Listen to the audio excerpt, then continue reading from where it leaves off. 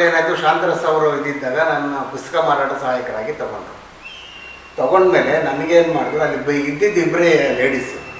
ಮಿಕ್ಕಿದ ಕೆಲಸ ಎಲ್ಲ ನಾನೇ ಮಾಡಬೇಕಾಯ್ತು. ಕಾಫಿ ತೊಗೊಂಬಂದು ನಾನೇ ತರಬೇಕಿತ್ತು. ಇದ್ದಿದ್ದು ಒಬ್ಬ ಹುಡುಗ ನಾನೇ ಎಲ್ಲ ಕೆಲಸ ಮಾಡಬೇಕಿತ್ತು. ಒಂದಿನ ಶಾಂತರಸ್ ಅವ್ರು ಏನು ಹೇಳಿದ್ರು, ಬಾಯಿಲಿ ಅಂತ ಹೋಗಿದ್ರು, ಹೋದೆ. ಏನು ಇದೇ ಕೆಲಸ ಮಾಡ್ಕೊಂಡಿರ್ತೀಯ, ಇಂಪ್ರೂವ್ ಆಗ್ತೀಯಾ ಅಂದರು. ಇಲ್ಲ ಸರ್, ನನಗೆ ಆಸೆ ಇದೆ, ಹೇಳಿ ಸರ್ ಅಂದರೆ. ನೀನು ಟೈಪಿಂಗ್ ಮಾಡೋದು ಕಲ್ತ್ಕೊ, ಕಂಪ್ಯೂಟರ್ಲಿ ಇದು ಮಾಡೋದು ಕಲ್ತ್ಕೊ, ನಿನಗೆ ನಾನು ಟೈಪಿಸ್ಟು ಅಂತ ಹೇಳ್ಬಿಟ್ಟು ನಿನಗೆ ಪ್ರಮೋಷನ್ ಕೊಡ್ತೀನಿ, STCದು ಅಂತ. ನನಗೆ ಸರಿ ಅಂತ ಏನು ಮಾಡಿದೆ, ನಮ್ಮ ಮನೆ ಹತ್ರ ಒಂದು ಕಂಪ್ಯೂಟ್ರು ಇದು ಆಪ್ರೇಟಿಂಗ್ ಇದ್ದಿದ್ದು ಹೇಳ್ಕೊಡೋದು, ಅಲ್ಲೋಗಿ ಸೇರಿಕೊಂಡೆ. ಯಾಕೋ ನನಗೆ ಆ ಕಡೆ ಗಮನ ಬರಲಿಲ್ಲ. ಅರ್ಧ ಕಲಿತೆ, ತಿರ್ಗಾ ಅದನ್ನು ಬಿಟ್ಟುಬಿಟ್ಟೆ ಬಂದೆ. ಯಾಕೋ ನನಗೆ ಅದ್ರ ಕಡೆ ಗಮನವೇ ಇರಲಿಲ್ಲ. ಆಗ ನನಗೇನು ಅನ್ನಿಸ್ತು, ಯಾಕೆ ನಾನು ಇದನ್ನು ಮಾಡಬೇಕು, ಬೇಡ ಅಂದ್ಬಿಟ್ಟು ನಾನು ಗಾಯತ್ರಿ ಪಾರ್ಕಲ್ಲಿ ಕೂತ್ಕೊಂಡು ಬರಿತಾ ಇದ್ನಲ್ಲ, ಒಂದು 8-10 ಕಾದಂಬರಿಗಳು ಬರ್ತಿದ್ದೆ, ಅರ್ಧ. ಅಲ್ಲೇನಾಗ್ತಿತ್ತು, ನನಗೆ ಒಂದು ಕಾದಂಬರಿ ಶುರು ಮಾಡಿದ್ರೆ ಅದು ಇಂಟ್ರೆಸ್ಟ್ ಇರೋವರೆಗೂ ಅದನ್ನು ಕಂಟಿನ್ಯೂ ಬರೆದ್ಬಿಡ್ತಾಯಿದ್ದೆ. ಎಲ್ಲ ನಾವು ಬ್ರೇಕ್ ಆಯಿತು ಅಂದರೆ ಅದನ್ನು ಬಿಟ್ಬಿಡ್ತಿರ್ಗ ಬೇರೆ ಬರೀ ಶುರು ಮಾಡ್ಬಿಟ್ಟಿದ್ದೆ. ನಾನು ಈ ಥರ ಅದು ಬೆಳೆಸ್ಕೊಂಡ್ಬಿಟ್ಟಿದ್ದೆ ಅವಾಗ. ಅದು ಈಗ ತಪ್ಪು ಅನ್ನಿಸ್ತಾ ಇದೆ, ಆದರೆ ಅವಾಗ ಆ ಥರ ಮಾಡ್ಕೊಂಡಿದ್ದೆ. ಈಗೇನಾಯಿತು ಅಂದರೆ, ಶಾಂತರಸ್ ಅವ್ರು ಹೇಳಿದ್ದನ್ನು ಮಾತಿಗೆ ನಾನು ಸ್ವಲ್ಪ ಬೇರೆ ಥರ ಹೋಗೋಣ ಅಂದ್ಬಿಟ್ಟು ನನ್ನ ಹತ್ರ ಇದ್ದಿದ್ದು ಹಳೆ ನೋಟ್ಬುಕ್ ಎಲ್ಲ ತೆಗಿತಾ ಶುರು ಮಾಡಿದೆ. ಅವಾಗ ಪತ್ತೇದಾರಿ ಕಾದಂಬರಿನ ಸುಮಾರು ಬರ್ತಿದ್ದಲ್ಲಿ ಒಂದು ಕಾಲು ಭಾಗ ಬರೆದಿದ್ದು ನನಗೆ ತುಂಬ ಇಂಟ್ರೆಸ್ಟ್ ಇದ್ದದು. ಅದನ್ನು ಕೂತ್ಕೊಂಡು ಬರೆಯೋಕ್ಕೆ ಶುರು ಮಾಡಿದೆ. ಅದನ್ನು ಕೂತ್ಕೊಂಡು ಬರೆಯೋಕ್ಕೆ ಶುರು ಮಾಡಿದಾಗ ಸಾಧ್ಯ ಅನ್ನೋದು ಒಂದು ಮೊದಲನೇ ಬುಕ್ಕು ಬಂತು. ಅದು ನನಗೆ ಸುಮಾರು ಜನ ಅದನ್ನು ಹೊಗಳಿದ್ರು, ತುಂಬ ಚೆನ್ನಾಗಿದೆ ಅಂತ. ಕೆಲವರು ಅದನ್ನು ನೆಗೆಟಿವ್ ಆಗಿಯೂ ಮಾತಾಡಿದ್ದು ಉಂಟು. ನಮ್ಮ ಸ್ನೇಹಿತರಲ್ಲೇ, ಅವ್ನಿಗೇನು ಮಾಡೋ ಕೆಲಸ ಇಲ್ವಾ, ಸುಮ್ಮನೆ ಅಕಾಡೆಮಿಲಿ ಕೆಲಸ ಮಾಡೋದು ಬಿಟ್ಬಿಟ್ಟು ಯಾಕೆ ಬರೆಯೋಕ್ಕೆ ಹೋಗ್ತಾನೆ, ಸುಮ್ಮನೆ ಅವಮಾನ ಪಟ್ಕೊತಾನೆ ಅಂತ ನಮ್ಮ ಕ್ಲೋಸ್ ಫ್ರೆಂಡ್ಸೇ ಹೇಳಿದ್ದಾರೆ. ಬೇರೆಯವ್ರು ಬಂದು ಹೇಳಿದ್ರು. ನನಗೆ ಅದೆಲ್ಲ ಬಿಟ್ಬಿಟ್ಟು ನಾನೇನು ಮಾಡಿದೆ, ನೆಕ್ಸ್ಟು ನನ್ನ ಲೈಫಲ್ಲಿ ಅನುಭವ ಆಗಿದ್ದನ್ನೇ ತೊಗೊಂಡು ಅಂತರಾಳ ಅಂತ ಬರೆದೆ. ಅದು ಅಂತರಾಳ ಬರೆದ ಮೇಲೆ ಕೆಲವ್ರಿಗೆಲ್ಲ ಕೊಟ್ಟೆ, ಓದ್ಬಿಟ್ಟು ತುಂಬ ಖುಷಿಪಟ್ಟರು. ಆದರೆ ನಾನು ಸುಮ್ಮನೆ ಈ ಥರ ಬರ್ಕೊಂಡು ಹೋದ್ರೆ ಹೆಂಗೈತಿ ಏನೋ ಗೊತ್ತಿಲ್ವಲ್ಲ, ಅದು ಕತೆ ಅಂತ ನಾನು ತಿಳ್ಕೊಂಡಿದ್ದು ಬರೆದೆ. ಆ ಅಂತರಾಳಗೆ GN ಮೋಹನ್ ಅವರು ಮುನ್ನುಡಿ ಬರ್ತಿದ್ದಾರೆ. ಆ ಮುನ್ನುಡಿ ತುಂಬ ಚೆನ್ನಾಗಿ ಬರ್ಕೊಟ್ಟಿದ್ರು ಅವರು. ಅದನ್ನೇನು ಮಾಡಿದೆ, ನಾನು ಎಲ್ಲನೂ ಒಂದು ಒಳ್ಳೆ ಲೇಖಕರ ಹತ್ರ, ಕಥೆಗಾರರ ಹತ್ರ ಒಪಿನಿಯನ್ ತೊಗೊಬೇಕು ಅಂತ ಅಮರೇಶ್ ನುಗುಡೋಣಿ ಅವರಿಗೆ ಹೋಗಿ ಕೊಟ್ಟೆ. ಅವರು ಅದು ಒಳ್ಳೆ ಕಥೆಗಾರಲ್ಲ, ಅವರು ಇದು ಕರ್ನಾಟಕದಲ್ಲಿ ಒಳ್ಳೆ ಕಥೆಗಾರ ಅವರು. ಸರಿ, ಅವ್ರಿಗೆ ಕೊಟ್ಟೆ. ಅಮರೇಶ್ ನುಗುಡೋಣಿ ಅವರು ಓದಿದ್ರು. ಒಂದು ಸಾಹಿತ್ಯ ಅಕಾಡೆಮಿ ಫಂಕ್ಷನ್ ನಡೀತಾ ಇತ್ತು, ಅಲ್ಲಿ ಬಂದರು ಅವರು. ಸರ್ ಹೇಗಿದೆ ಬುಕ್ಕು ಏನು ಅಂದೆ. ಹರೀಶ್, ನಿನ್ನ ರೈಟಪ್ಪು ತುಂಬ ಚೆನ್ನಾಗಿದೆ, ಆದರೆ ಅದು ಕತೆ ಅಲ್ಲ ಅಂದರು. ಯಾಕೆ ಸರ್ ಅಂದೆ. ಅದು ಕತೆ ಅನ್ನಿಸ್ಕೊಳಲ್ಲ. ಕತೆ ಆದರೆ ಅದರದ್ದೇ ಒಂದು ಚೌಕಟ್ಟಿರುತ್ತೆ, ಆ ಚೌಕಟ್ಟಲ್ಲಿ ಬರೀಬೇಕಾಗುತ್ತೆ. ನಿಂದು ಹೇಗಿದೆ ಅಂದರೆ, ಒಂದು ಕ್ರಿಕೆಟ್ ಆಡುವಾಗ ವೀಕ್ಷಕ ವಿವರಣೆ ಕೊಡ್ತಾರಲ್ಲ, ಆ ಥರ ನಿನ್ನ ಲೈಫಲ್ಲಿ ನಡೆದಿರೋ ಘಟನೆಗಳನ್ನ ವಿವರಣೆ ಕೊಟ್ಟಿದ್ದೆ ಅಷ್ಟೇ, ಏನೋ ಅದು ಕತೆ ಅನ್ನಿಸ್ಕೊಳ್ಳೋದಿಲ್ಲ ಅಂತ. ನನಗೆ ಹೌದಲ್ವಾ ಅಂತಲೂ ಅನ್ನಿಸ್ತದು. ಹಂಗಾಗಿ ಏನು ಮಾಡಿದೆ, ಕತೆ ಬರೆಯೋದನ್ನ ನಿಲ್ಲಿಸ್ಬಿಟ್ಟೆ. ಬೇಡ, ಇದು ಯಾಕೋ ನನಗೆ ಸೆಟ್ ಆಗೋದಿಲ್ಲ, ಬೇಡ ಅಂತ. ಆದರೆ ತುಂಬ ಜನ ಅದನ್ನು ಹೊಗಳಿದ್ರು. HSR ಕಲ್ಗುಡಿ ಅವರು ತುಂಬ ಜನ ಅದನ್ನು ಹೊಗಳಿದ್ರು. ತುಂಬ ಜನ ಬರ್ತಿದೆ, ತುಂಬ ಜನ ಬರ್ದೆ ಹೊಗಳಿದ್ರು. ಆದರೆ ನುಗುಡೋಣಿ ಅವರು ಮಾತ್ರ ಹಂಗೆ ಅಂದಾಗ ಬೇಸರ ಆಯ್ತು ನನಗೆ. ಬೇಸರ ಅಂದರೆ ಏನು ಇದಂತಲ್ಲ, ಒಳ್ಳೇದು ಅವ್ರು ಹೇಳಿದ್ದಾರೆ ಅಂತ ತಿದ್ಕೊಬೇಕಲ್ಲ ಅಂತ ನಾನು ಕತೆ ಬರೆಯೋದು ನಿಲ್ಲಿಸ್ಬಿಟ್ಟೆ. ನಿಲ್ಲಿಸ್ದಾಗ ಏನಾಯಿತು, ನೆಕ್ಸ್ಟು ಕವನಗಳು ಬರೆದಿದ್ದೆ, ಒಂದು 60-70 ಕವನ ಬರೆದಿದ್ದೆ.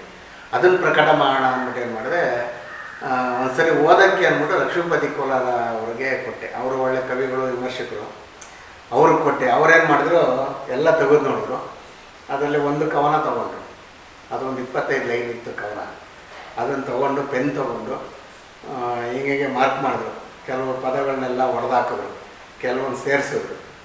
ಈಗ ಮಾಡಿ ಅದನ್ನು 25 ಲೈನ್ ಇರೋದನ್ನು 10 ಲೈನ್ಗೆ ತೊಗೊಂಡು ಬಂದು ಇದು ಇಷ್ಟು ನಾನು ಏನು ಮಾರ್ಕ್ ಮಾಡಿದ್ದೀನಿ, ನಾನು ಬೇರೆ ಕಡೆ ಬರೀ ಅಂದರು.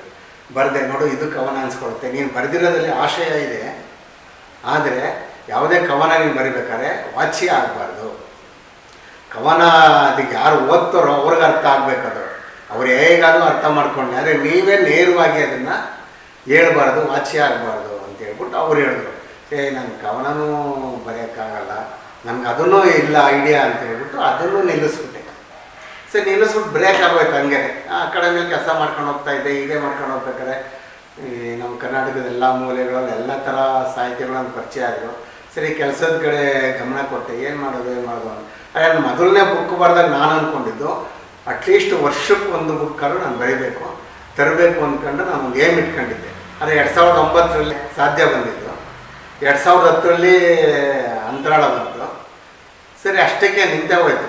ನಾನು ಮುಂದೆ ಏನು ಮಾಡಬೇಕು ಅಂತ ಗೊತ್ತಾಗಲಿಲ್ಲ, ಏನು ಬರೆಯೋಣ ಇನ್ನು ಅಂತ ಇದಾಯಿತು. ಅಷ್ಟರಲ್ಲಿ ನಂದು ಅವಿರತ ಪುಸ್ತಕ ಪಬ್ಲಿಕೇಶನ್ ಇತ್ತು, ಅದರಲ್ಲಿ ಪ್ರಕಟ ಮಾಡ್ತಾಯಿದ್ದೆ.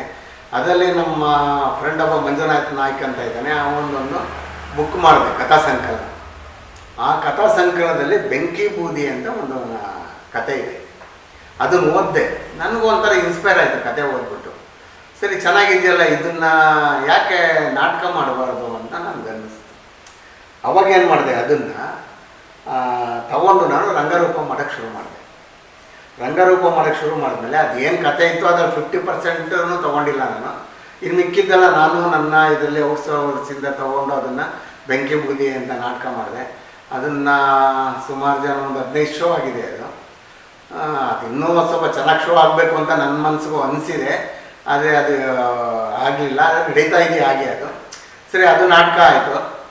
ಅದಾದ್ಮೇಲೆ ಪರವಾಗಿಲ್ಲ, ನಾನು ನಾಟಕ ಬರಿಬೋದಲ್ಲ ಅಂತ ನನಗನ್ನಿಸ್ತು. ಅವಾಗೇನಾಯಿತು, ಅಕಾಡೆಮಿಯಿಂದ ಹುಬ್ಳಿನಲ್ಲಿ ಒಂದು ಸೆಮಿನಾರ್ ಇತ್ತು,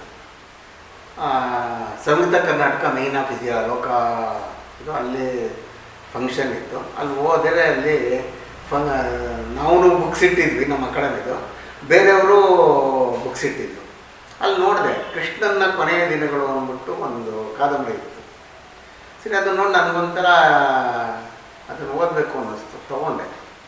ತೊಗೊಂಡು ಅಲ್ಲೇ ಕೂತ್ಕೊಂಡು ಓದಿದೆ. ಹೆಚ್ಚು ಕಮ್ಮಿ ಒಂದು 30-40 ಪೇಜ್ ಅಲ್ಲೇ ಓದ್ಬಿಟ್ಟೆ.